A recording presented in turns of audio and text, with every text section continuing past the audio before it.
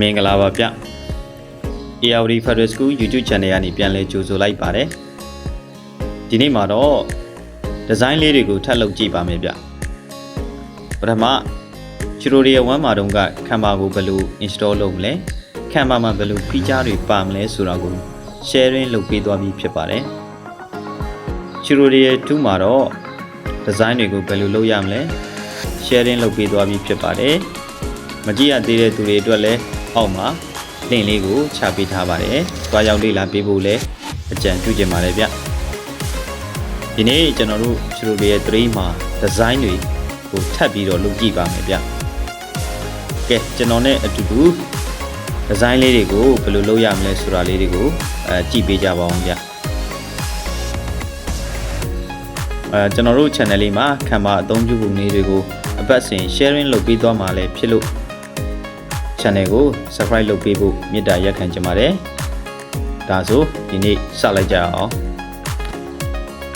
ပထမဆုံးအနေနဲ့ Canva ထဲကိုဝင်ပါမယ်။ဒီတစ်ခါမှာ social media အောက်က Facebook post ကိုရွေးပါမယ်။ပြီးရင် filter ထဲကိုသွားပါမယ်။ format မှာ square ကိုရွေးပါမယ်။ဒီတစ်ခါ style မှာမရွေးတော့ဘဲနဲ့ဒီမှာ marketing ကိုရွေးအောင်သူကရွေးချယ်မှုနည်းလေ template ပုံများလေပဲဖြစ်ပါတယ်ရွေးချယ်မှုများလေပို့ပြီးတော့အသေးစိတ်ပြလေပဲဖြစ်ပါတယ် template လေးကိုတစ်ချက်ကြည့်ကြည့်အောင်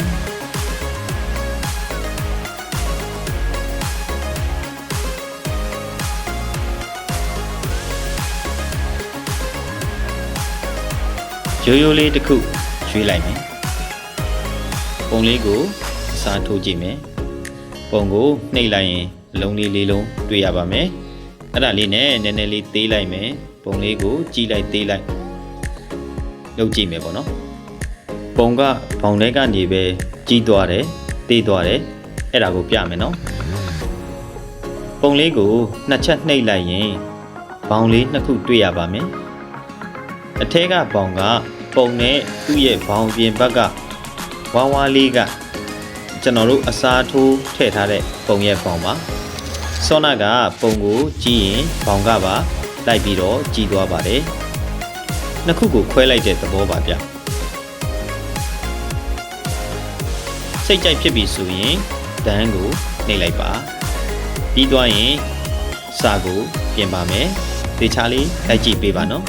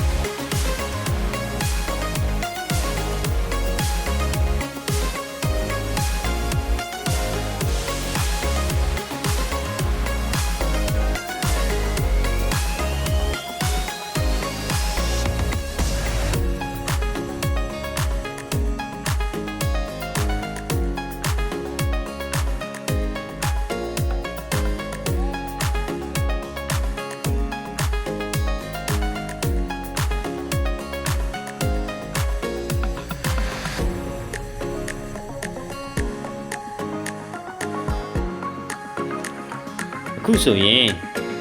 နှကန်းညီရောင်းဖို့ဒီဇိုင်းတစ်ခုရသွားပါပြီ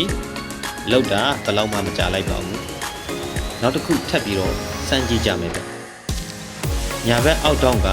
ကွက်လေး၄ကွက်ကိုနှိပ်ပါမယ်အောက်က duplicate နှိပ်လိုက်ပါမယ်တစ်ချက်နှိပ်လိုက်ရင်ပွားသွားပါပြီပထမတစ်ခုကို original အနေနဲ့ backup လုပ်ထားမယ်ထပ်ပြီးပြင်ញင်တာတို့လက်တက်ဆန်းញင်တာတို့ဆိုရင် duplicate လုပ်လိုက်ပါစိတ်ကြိုက်ပြင်လို့ရပါပြီ original ကိုသွားမကြည့်နဲ့ပေါ့ဒါဆိုရင် before and after နှိုင်းရှင်လို့ရပါပြီခုကဒီပုံလေးကိုတစ်ခုချင်းစီမပြောင်းပဲအကုန်လုံးကိုပြောင်းပြစ်မှာပါပုံကိုနှစ်ချက်နှိပ်လိုက်ပါဘယ်ဘက်ကအပေါင်းပုံလေးကိုနှိပ်လိုက်ပါအဲ့ဒီမှာ template နဲ့ style ဆိုပြီးရှိပါတယ် template ကိုနှိပ်လိုက်ရင်ကိုလုပ်ထားတာတွေပျောက်ပြီးတော့ template အသစ်ရောက်သွားပါလိမ့်မယ်ပေါ်လာတာက add a new page ရယ် replace current page ရယ် add a new page မှာဆိုအသစ်တစ်ခုပေါ်လာပါလိမ့်မယ် replace current page မှာဆိုရင်အခုနေရာမှာအစားထိုးသွားပါလိမ့်မယ်နှိပ်ကြည့်ကြည့်အောင်โอเคပါခုနကလောက်ထားတဲ့နှကန်းညီပုံလေးကိုပြင်ကြည့်ကြရအောင်စတိုင်ကိုနှိပ်ကြည့်ကြရအောင်စတိုင်ကခုလက်ရှိသုံးထားတဲ့ template ကိုသူပြထားတဲ့အကြောင်းတွေနဲ့အစားထိုးမှာပါ combination ဆိုတာအကြောင်းရော font ရောပေါင်းထားတာပါတစ်ချက်နှိပ်ကြည့်ကြရအောင်ကြိုက်တာတစ်ခုကိုနှိပ်လိုက်ပါနှိပ်လိုက်ရင်ပုံမှာအကြောင်းရော font ရောပြောင်းသွားပါလိမ့်မယ် apply to all page ကိုနှိပ်လိုက်ရင်တော့ duplicate ပွားထားတဲ့အကုန်ပြောင်းသွားမှာမို့မနှိပ်တော့ဘူးเนาะမကြိုက်ရင်အန်တိုးလေးကိုနှိပ်လို့ရပါတယ် style နဲ့ပြန်ဝင်ပါမယ် combination ရဲ့အောက်မှာ color plate ဆိုတာတရောင်ထပ်ပို့ပြီးအရောင်၄-၅ရောင်ကြည့်ကိုစုပြီးပေါ်ပြထားတာကို color plate လို့ခေါ်ပါတယ် image plate ဆိုတာအရင်သုံးဝင်ပါတယ်သူကပုံမှန်ပါတဲ့အရောင်ကိုပဲဆွဲထုတ်ပေးထားတာပါသူ့ကိုတစ်ချက်နှိပ်ကြည့်ကြရအောင်ဒါလေးကအလှဆုံးလို့ထင်ပါတယ်ဒါဆိုရင်ဒီအထီလေးကိုတစ်ချက်လောက်လိုက်လုပ်ကြည့်ပါနော်အားလုံးအဆင်ပြေမယ်လို့ထင်ပါတယ်အဆင်မပြေတာရှိရင် channel ရဲ့ comment box လေးမှာရေးပေးပါအောင်ဗျကျေးဇူးအများကြီးတင်ပါတယ်အားလုံးပဲအဆင်ပြေကြပါစေခင်ဗျာ